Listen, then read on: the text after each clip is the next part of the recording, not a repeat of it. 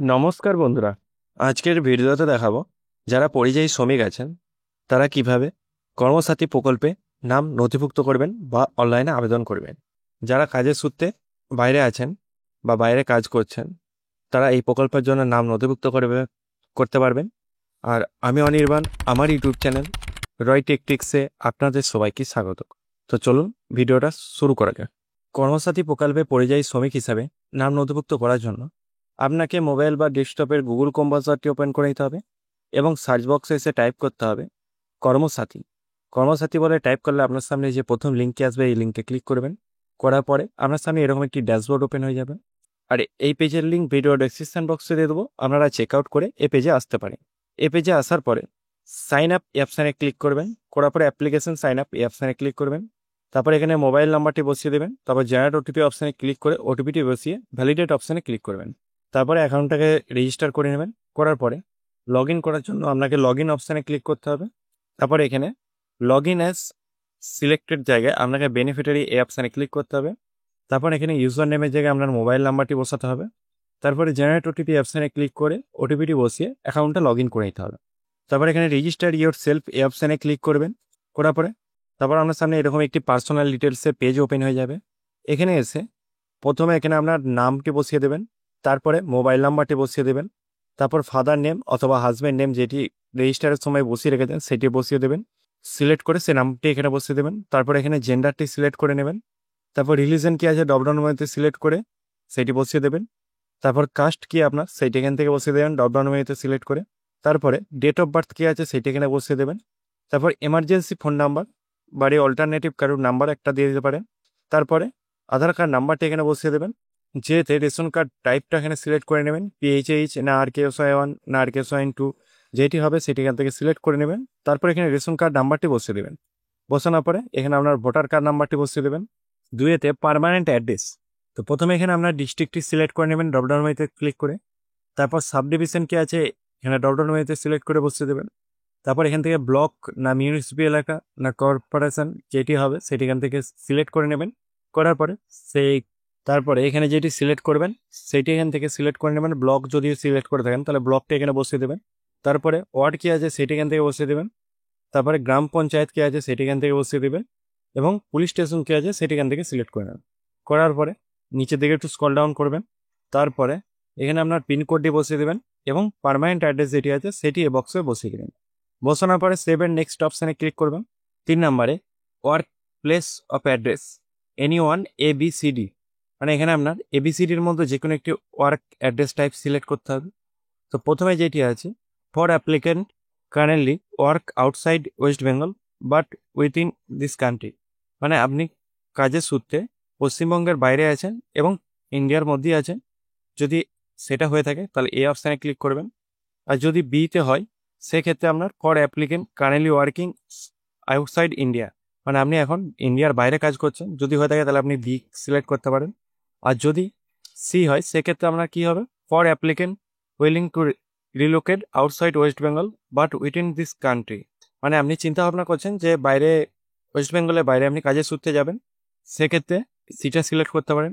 For applicant willing to relocate outside India, মানে আপনি চিন্তা ভাবনা করছেন যে ইন্ডিয়ার বাইরে যাবেন কাজের সূত্রে, সেক্ষেত্রে আপনাকে ডি সিলেক্ট করতে হবে। তো এই ABCDর মধ্যে যে কোনো একটি আপনি সিলেক্ট করতে পারেন।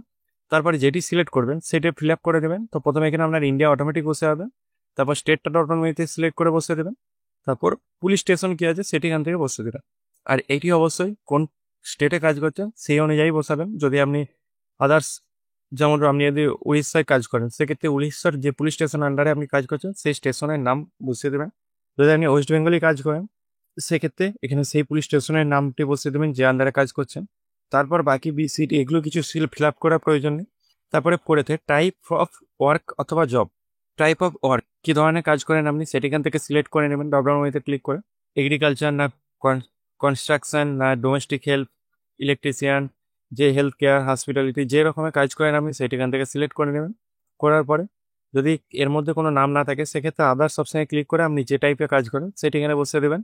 তারপর আপনি টেন্টেটিভ ডেট অফ মার্গেশন, আপনি এখানে অভিবাসনের তারিখ, মানে আপনি এই ডেট কাজটা কবে থেকে শুরু করেছেন সেটা বসিয়ে দেবেন এখানে।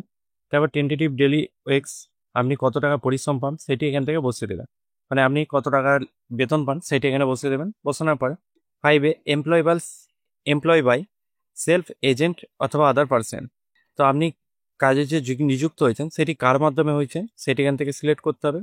যদি নিজে যোগাযোগ করে হয়ে থাকেন তাহলে সেলফ অপশানে ক্লিক করবেন, যদি এজেন্ট দ্বারা হয়ে থাকেন তাহলে এজেন্ট সিলেক্ট করবেন, যদি কোনো আত্মীয় বা আদার্স কোনো কারোর মাধ্যমে হয়ে থাকেন বন্ধু, তাহলে আদার্স অপশানে ক্লিক করবেন, করার পরে তার পার্সোনাল নামটি এখানে বসিয়ে দেবেন, তার মোবাইল নাম্বার এবং তার অ্যাড্রেসটি বসিয়ে দেবেন। আর যদি সেলফ হয়ে থাকে তাহলে কিছু বসাবার প্রয়োজন নেই। তারপর সেভ অ্যান্ড নেক্সট অপশানে ক্লিক করবেন।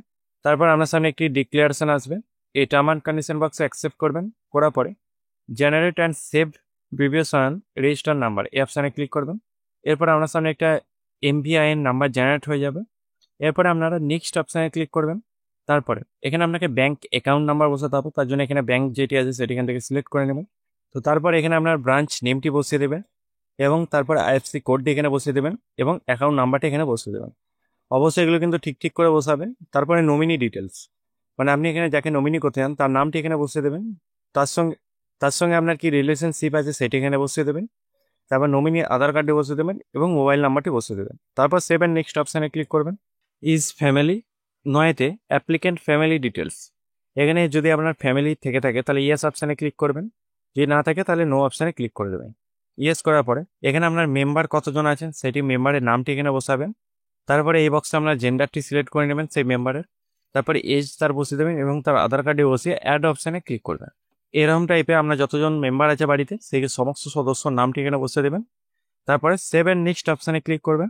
তারপর এখানে আপনার ডকুমেন্টস বসাতে হবে। তো প্রথমে আপনার আপলোড ফটো এই অপশানে ক্লিক করবেন, করার পরে আপলোড কীরকম টাইপে আপনাকে আধার কার্ডে আপলোড করতে হবে সেটি এখানে ডেমো হিসাবে দিয়ে দিয়েছে, এরকম করে আপনাকে ডকুমেন্টসগুলিকে আপলোড করতে হবে।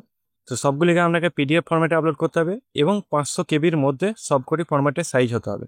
তো প্রথমে আপনাকে এখানে চয়েস ফাইল অপশানে ক্লিক করবেন, করার পর এখানে একটি ফটো আপলোড করে দেবেন।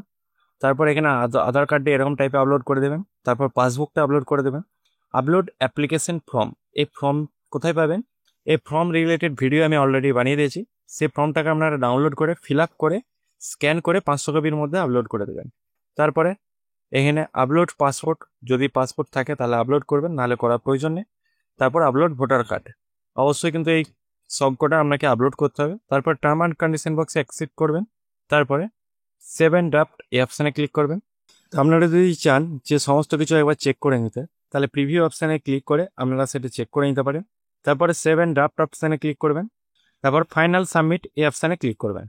তো দেখতে পাচ্ছেন your application has been submit successfully. এরপর আপনারা যদি চান আপনার স্ট্যাটাস চেক করতে তাহলে ট্র্যাক স্ট্যাটাস এই অপশানে ক্লিক করবেন, করার পরে একটু ওয়েট করবেন, যদি শো না হয় তাহলে একদিন ওয়েট করবেন, অটোমেটিক এখানে শো হয়ে যাবে। তারপরে যখন এটা আপনার সাকসেসফুলিভাবে ভেরিফাইড হয়ে যাবে তখন যদি আপনারা চান যে আপনার সার্টিফিকেট প্রিন্ট করতে তাহলে প্রিন্ট সার্টিফিকেট অপশানে ক্লিক করবেন, করার পর এখানে আপনার অটোমেটিক নাম, মোবাইল নাম্বার এবং আধার কার্ড এবং ভোটার কার্ড এগুলি আপনার সামনে শো হয়ে যাবে। তারপর ভিউ সার্টিফিকেট অপশানে ক্লিক করলে আপনি আপনার যে সার্টিফিকেট আছে সেটিকে ডাউনলোড করতে পারবেন। এছাড়াও প্রিন্ট কার্ড অপশানে ক্লিক করেও আপনারা সেই কার্ডটাকেও প্রিন্ট করতে পারবেন। তো বন্ধুরা আজকে এই পর্যন্ত। আজকের ভিডিওটা যদি ভালো লাগে অবশ্যই একটা লাইক করবেন এবং চ্যানেলে নতুন হয়ে থাকলে চ্যানেলটিকে সাবস্ক্রাইব করে পাশে থাকা বেল আইকনটি প্রেস করে দেবেন নতুন ভিডিও পাওয়ার জন্য। জয় হিন্দ, বন্দে মাতরম।